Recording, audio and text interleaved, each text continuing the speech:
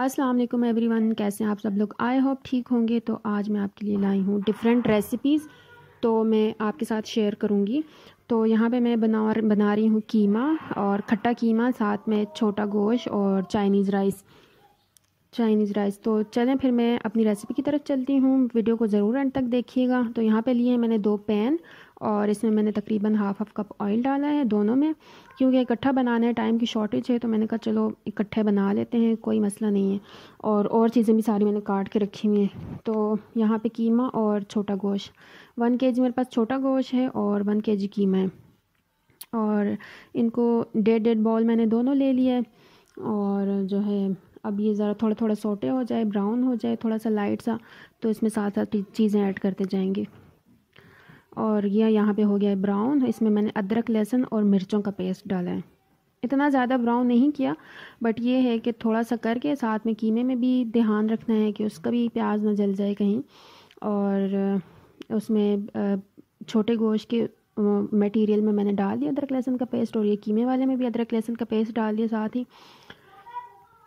اور یہ اب ساتھ ہوتا جائے گا۔ تو وہ ہو گیا ادرک لہسن ساتھ تھوڑا سا کک ہو چکا ہے، تو اس میں نے چھوٹا گوشت ایڈ کر دیا، اور اب اس کو بہت اچھے سے اس میں فرائی کرنا ہے۔ اور وہاں پہ ادرک لہسن بھی ہو گیا، تو قیمہ بھی اس میں نے ایڈ کر دیا۔ اور یہاں پہ قیمے کو اتنا اچھا کوک کرنا ہے کہ اس کی جو ساری اسمیل ہے وہ ختم ہو جائے۔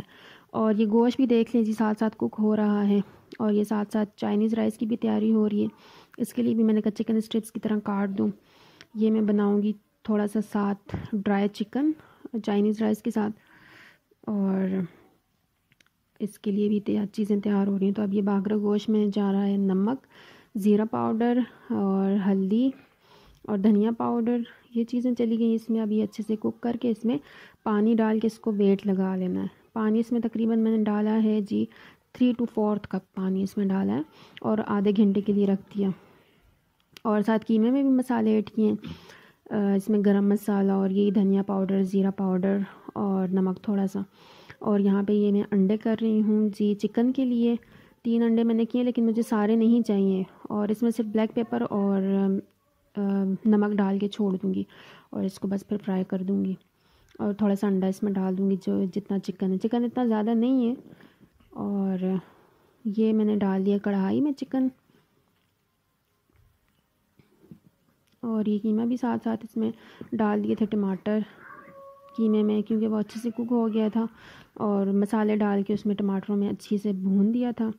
اور یہ اب اور مسالے اس میں جا رہے ہیں، یہ میں ڈال رہی ہوں سالن مسالہ، اور تھوڑا سا اس میں 4 گوشت مسالہ ڈالوں گی کہ اس سے بڑی اچھی خوشبو آ جاتی ہے قیمے میں۔ اور یہ بس آہستہ کوک ہو جائے گا، اور ساتھ میں باکرا گوشت چھوٹا گوشت بھی رکھا ہوا ہے، اور یہ ہلدی ساتھ ڈال دی قیمے میں، اور ساتھ چکن بھی ہو رہا ہے۔ چکن میں نے لہسن نہیں ڈالا، کیونکہ میں اس میں آلریڈی اتنا زیادہ ڈال چکی ہوں، ڈالوں گی رائس میں۔ اور یہ بس ہلکا پک رہے ہیں۔ اگر تو اس کو دم والا کرنا ہے تو اسی میں یہ کوئلہ جلا کے ریڈ کر کے اس میں رکھ دیں، اور اوپر آئل تھوڑا سا ڈالیں، تو اس میں دم کی خوشبو آ جائے گی، تو وہ دم والا قیمہ ہو جائے گا۔ تو بس یہ دیکھیں کتنی اچھی اس کی شکل ہے۔ اور یہاں پہ چکن جو ہے وہ فرائی ہو رہا ہے۔ اب اس کے میں ساتھ مسالے ایڈ کرتی جاؤں گی۔ اتنا زیادہ میں نے چکن نہیں لیا، نارمل سے ہی لیا ہے، اور بس تینوں چیزیں ساتھ بن رہی ہیں۔ بہت ایزی سا ہے، ٹائم کی شارٹیج ہو، چیزیں تیار ریڈی پڑی ہوئی ہوں تو اتنا ٹائم نہیں لگتا تڑکے میں۔ اور یہ اس میں سویا سوس ڈالا، ساتھ ہی اس میں سرکہ، اور اس میں تھوڑا سا ڈالنا ہے جی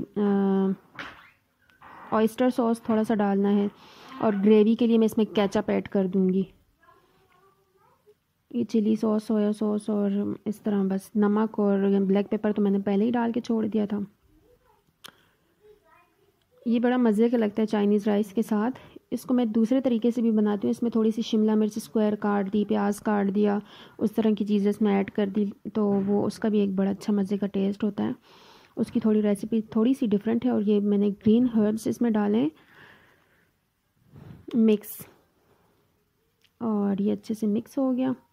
اور اب یہ تھوڑا سا کک ہو جائے تو پھر اس میں باقی چیزیں ایڈ کرتی جاؤں گی، ساتھ قیمہ بھی ہو گیا الحمدللہ۔ بس اب میرے چائنیز رائس رہ گئے ہیں، بس یہ ہے کہ ساتھ ساتھ اگر تو 2-3 ڈشز ہوں تھوڑا مشکل ہوتا ہے مجھے، تو بس یہ ایک کام مشکل لگتا ہے کہ اگر ادرک لہسن چھیلا ہوا پیسا ہوا پڑا ہوا ہے، میں بازار سے نہیں لیتی کیونکہ اس کی اسمیل مجھے اچھی نہیں لگتی ہے، تو وہ کر دیتی ہوں میں۔ اور یہ یہاں پہ قیمے میں کھٹا کرنے کے لیے تو ٹماٹر تو میں نے کافی سارے ڈالے تھے، لیکن اب اس میں نے دہی ڈال دیا، اور دہی سے بہت اچھا ایک ٹیسٹ آ جائے گا۔ اور جی میں لہسن کی بات کر رہی تھی کہ بازاری مجھے نہیں پسند، اور جیسے وہ اگر کسی سالن میں ڈالو بھی نا تو وہ ایسا پانی کی طرح بس اس میں سے پانی نکلنا شروع ہو جاتے ہیں آئل میں، وہ عجیب سا۔ تو اب یہاں پہ میں نے کہا چلو کچن تھوڑا سا صاف ہو جائے، اور یہ ہیں چائنیز رائس کی چیزیں جس میں مٹر ہیں، بند گوبھی ہے، اچھا جی ساتھ شملہ مرچ ہیں، اور چھوٹا گوشت ابھی اتنا زیادہ نہیں ہوا وہ رکھا ہوا ہی ہے۔ تو یہ دیکھیں اس کا بھی ویٹ ہٹا دیا ہے اور بہت اچھے سے یہ گل گیا ہے۔ اب بس اس میں ساتھ ہی ٹماٹر ایڈ کر دوں گی۔ آپ جتنی زیادہ گریوی بنانا چاہیں اتنی زیادہ چیزیں ایڈ کریں، دہی، ٹماٹر، اور اگر آپ چاہیں تو گرائنڈ کر کے بھی اس میں ڈال سکتے ہیں، پر مجھے گرائنڈ اتنے زیادہ پسند نہیں ہے، لیکن یہ ہے کہ اس سے گریوی ذرا تھک ہو جاتی ہے۔ اور یہ دیکھیں یہاں پہ چکن بھی ہو گیا، اب اس میں جائے گا ٹمیٹو کیچپ۔ یہ بڑا اس سے جوسی سا بنتا ہے، بہت ٹیسٹی ہوتا ہے۔ اور یہ ساتھ ہی میں نے 1 چمچ اس میں آئسٹر سوس ڈالا۔ کوانٹٹی جو ہے آپ اپنی اس کے حساب سے رکھیں، اگر آپ کے پاس چکن بہت زیادہ تو آپ 2 بال ڈال دیں اس کے۔ اور یہ میں نے اب پین رکھا ہے جی چائنیز رائس کے لیے، اس میں پہلے میں نے ڈالا ادرک لہسن کا پیسٹ، اور اس کو بس سوٹے ہی کرنا ہے۔ یہ دیکھیں میں نے پیس کے بس رکھا ہوا ہے، بس ساتھ ساتھ ڈالتی جا رہی تھی اور بنتا جا رہا تھا۔ تو یہ بس سوٹے کرنا ہے، اتنا زیادہ وہ نہیں کرنا اوور کوک۔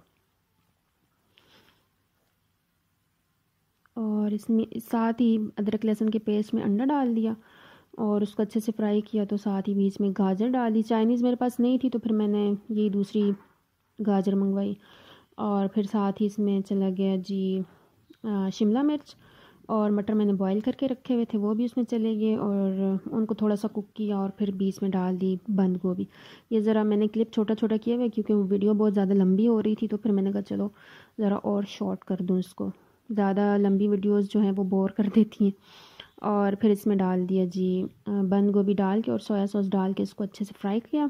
اتنا زیادہ فرائی نہیں کرنا، اگر تو آپ کو چیزیں کرنچی چاہیے تو پھر آپ جو ہے اسے چھوڑ دیں، مطلب اتنا زیادہ کوک نہ کریں۔ اور یہ اچھے سے کوک کیا، بیچ میں کالی مرچوں کا پاؤڈر اور نمک جتنا مجھے چاہیے تھا، اور ساتھ ہی چکن پاؤڈر ڈالا تھا۔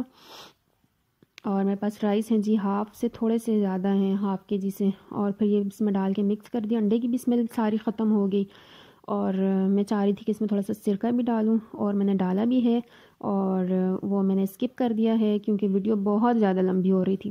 اور یہ گرین پیاز میں نے کٹ کیا، یہ اوپر اسپرنکل کر دوں گی اینڈ پہ۔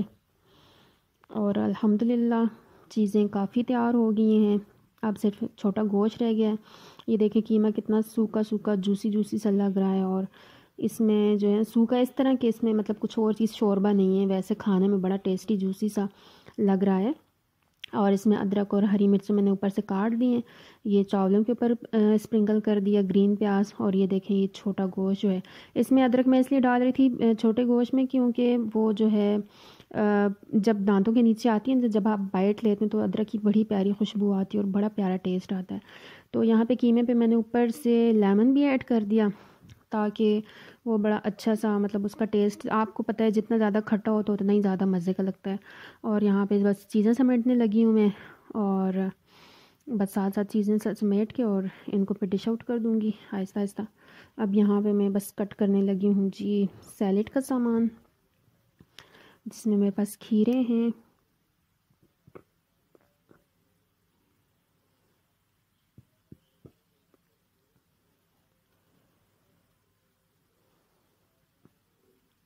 اور ساتھ ساتھ چیزوں کو بھی دیکھنے کہیں جل نہ جائیں، ایسا نہ ہم اپنے کاموں میں بزی ہوں اور چیزیں وہاں پہ جل رہی ہوں، تو ایسا نہیں ہے۔ چیزیں ایک ساتھ بنانے کا مقصد یہ ہے کہ ہر طرف نظر رکھنی ہے، ساتھ کچن بھی دیکھنا ہے، ساتھ چیزیں کٹ بھی کرنی ہیں، ہر چیز۔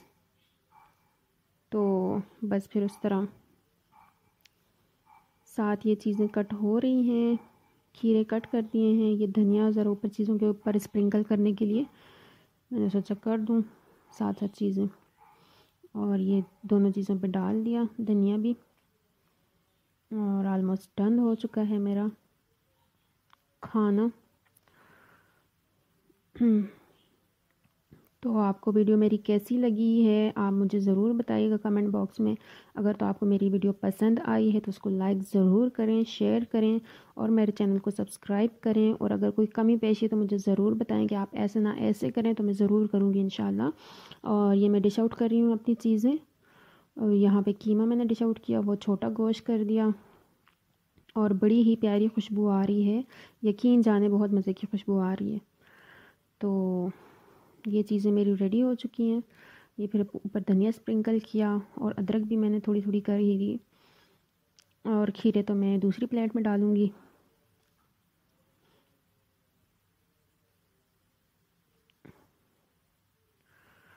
تو یہ ساتھ ساتھ کچن بھی دیکھنا ہے نا، گندا نہ ہو۔ اور یہاں پہ اب میں رائس ڈالوں گی۔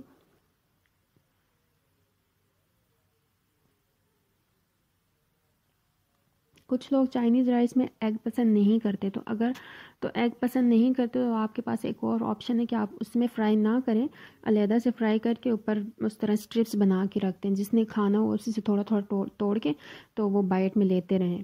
تو ہمارے گھر میں تو سارے شوق سے کھاتے ہیں۔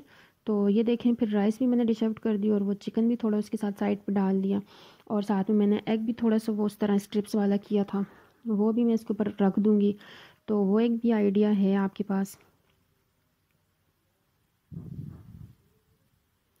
اور یہ میری چیزیں ریڈی ہو چکی ہیں، اور بڑی مزے کی خوشبو آ رہی ہے، بس دل کر رہا ہے کہ اب جلدی سے کھا لوں۔ ایک دفعہ چیزیں بن جائیں تو پھر رکنے نہیں ہوتا۔ یہ دیکھیں اس طرح میں نے انڈے اسٹرپس میں کر کے رکھ دیے تھے، اور یہ دیکھ لیں آپ فائنل لک۔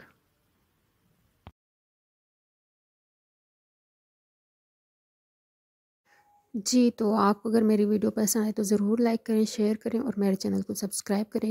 اسی کے ساتھ میں ویڈیو کو اینڈ کرتی ہوں، پھر ملوں گی نیو ویڈیو کے ساتھ، تب تک کے لیے اجازت چاہتی ہوں۔ اللہ حافظ۔